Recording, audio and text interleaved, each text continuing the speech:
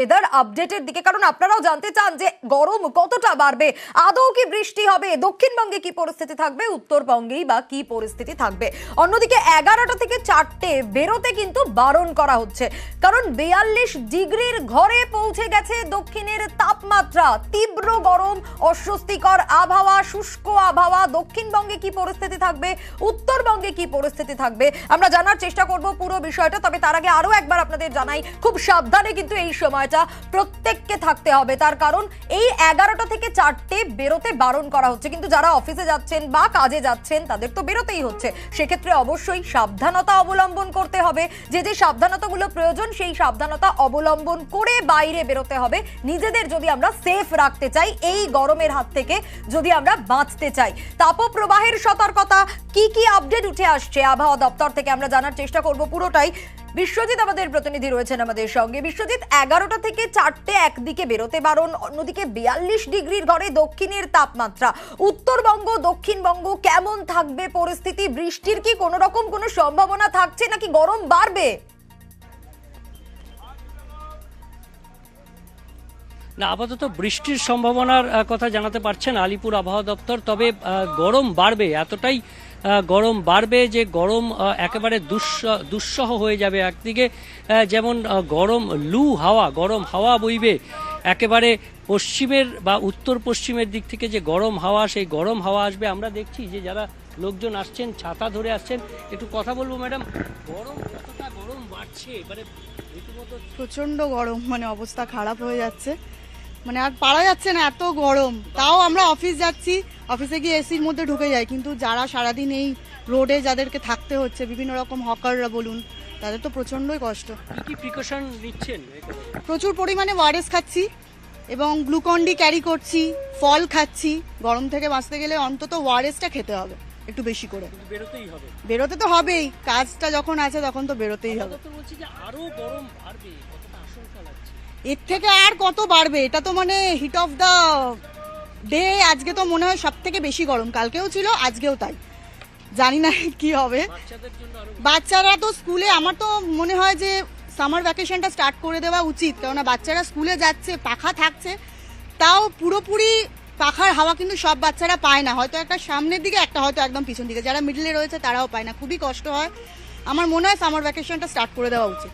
অনেক ধন্যবাদ, thank you. অর্থাৎ তারা চাইছেন যে এই তীব্র গরমে যারা বয়স্ক বা যারা অফিস যাত্রী, তাদের তো তাও অফিসে একটা আস্থানা রয়েছে, কিন্তু বাচ্চাদের তাদের কষ্ট হচ্ছে। সামার ভ্যাকেশন এগিয়ে আনার দাবি করছেন অনেকে।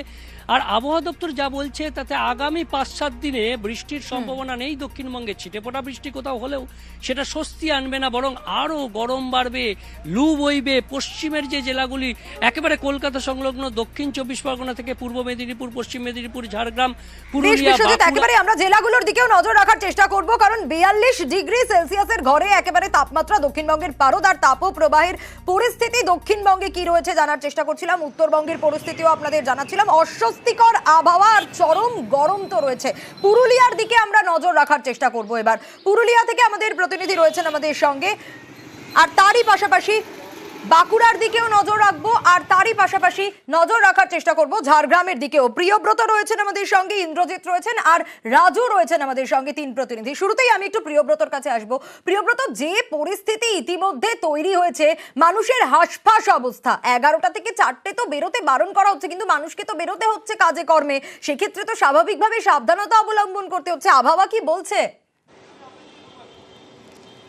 দেখো সোনিয়া, যে আবহাওয়া দপ্তরের যে পূর্বাভাস, সেটাই কিন্তু কোনো রকম আশার আলো দেখা যাচ্ছে না। বাঁকুড়া জেলাবাসী যেমনভাবে জ্বলছে সেরকমভাবে আগামী দিনগুলো তো জ্বলবে, কেননা সপ্তাহান্তে এই তাপমাত্রা যেটা 41.5 ডিগ্রি সেন্টিগ্রেড, সেটা গিয়ে পৌঁছতে পারে 45-এ। সেক্ষেত্রে বাঁকুড়া জেলা ইতিমধ্যেই জ্বলছে, আগামী দিনগুলোতে আবার জ্বলবে। আর মানুষজনের যেটা সতর্কবার্তা, সেটা হিসাবে যেটা নিয়েছে, মানুষজন 11 থেকে 4টে পর্যন্ত বেরোতে বারণ করছে ঠিকই, কিন্তু মানুষজনের কাজকর্ম রয়েছে, সেক্ষেত্রে মানুষজনকে বেরোতেই হচ্ছে।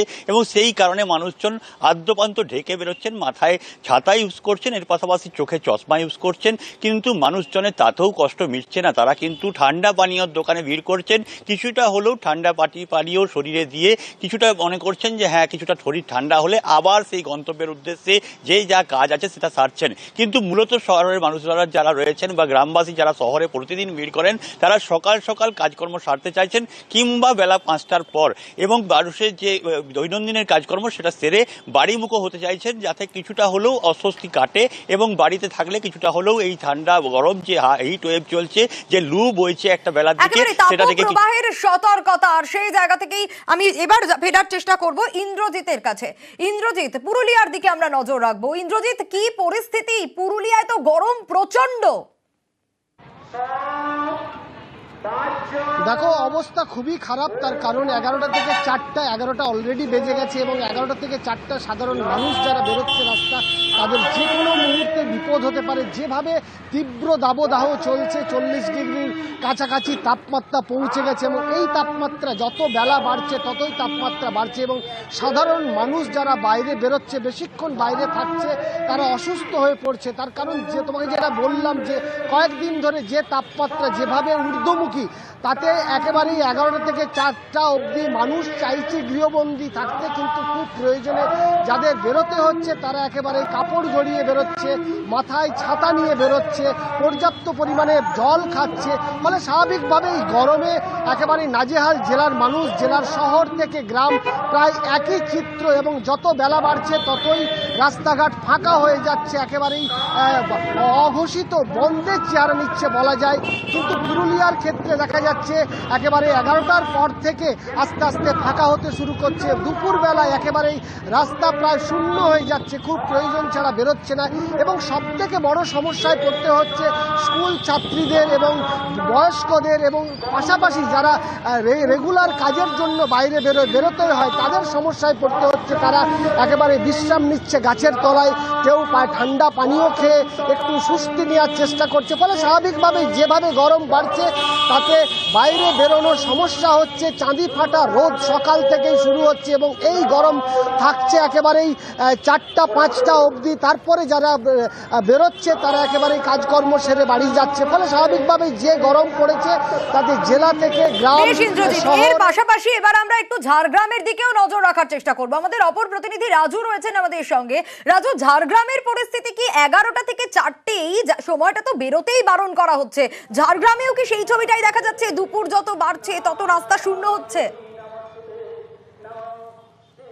একদমই, কারণ যত বেলা গড়াচ্ছে ততই রাস্তা শুনশান হচ্ছে। কারণ বেলা 11টা এখনই বাজে, প্রায় 39 ডিগ্রি তাপমাত্রা রয়েছে এবং বেলা 12টার সময় সেটা 41 ডিগ্রিতে দাঁড়াবে এবং বেলা 1টার সময় তা 42 ডিগ্রিতে এবং বেলা 2টোর সময় 43 ডিগ্রি তাপমাত্রা দাঁড়াবে। এবং বেলা যত গড়াচ্ছে ততটাই তাপমাত্রা বাড়ছে এবং বিকেলের দিকেও প্রায় 42 ডিগ্রি তাপমাত্রা থাকছে এবং রাতের দিকে সেটা গিয়ে কমছে 33 ডিগ্রিতে।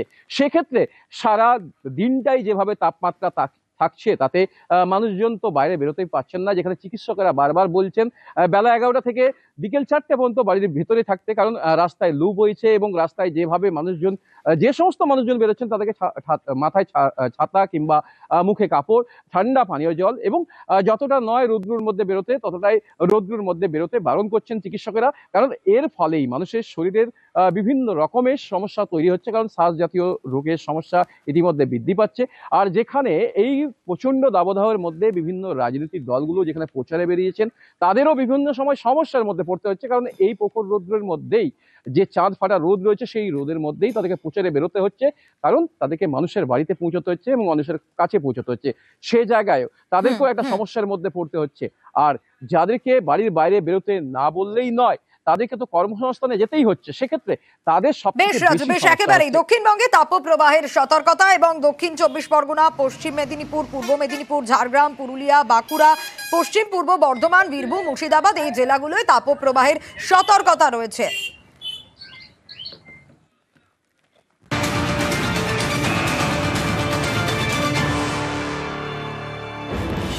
আর এই প্রচন্ড গরমে তাপপ্রবাহ সতর্কতায় নবান্নে বৈঠক। আপনাদের আরো একবার জানাই, তাপপ্রবাহ সতর্কতায় নবান্নে বৈঠক। কি উঠে এলো এই বৈঠক থেকে জানার চেষ্টা করব। সোমরাজ আমাদের প্রতিনিধি রয়েছেন আমাদের সঙ্গে। সোমরাজ, কি জানা যাচ্ছে এই বৈঠকে, কি আলোচনা? দেখো, দুপুর 12টা থেকে মুখ্য সচিব সিপি গোপালিকা জরুরি বৈঠক ডাকলেন নবান্নে এবং অত্যাধিক গরমে যাতে জল সংকটের মতো পরিস্থিতি তৈরি না হয় রাজ্যে, সেই জন্যই এই বৈঠক ডাকা হয়েছে। দক্ষিণবঙ্গের সব জেলা শাসকদের পাশাপাশি রাজ্যের সব জেলা শাসকদের এই বৈঠকে ভার্চুয়ালি উপস্থিত থাকার নির্দেশ দেওয়া হয়েছে। জনস্বাস্থ্য ও কারিগরি দপ্তরের আধিকারিকদেরও এই বৈঠকে উপস্থিত থাকতে বলা হয়েছে। মূলত বাঁকুড়া, পুরুলিয়া, ঝাড়গ্রাম সহ কয়েকটি জায়গা থেকে জল সমস্যা নিয়ে ইতিমধ্যেই অভিযোগ এসেছে নবান্নের কাছে বলে সূত্র মারফত জানা যাচ্ছে।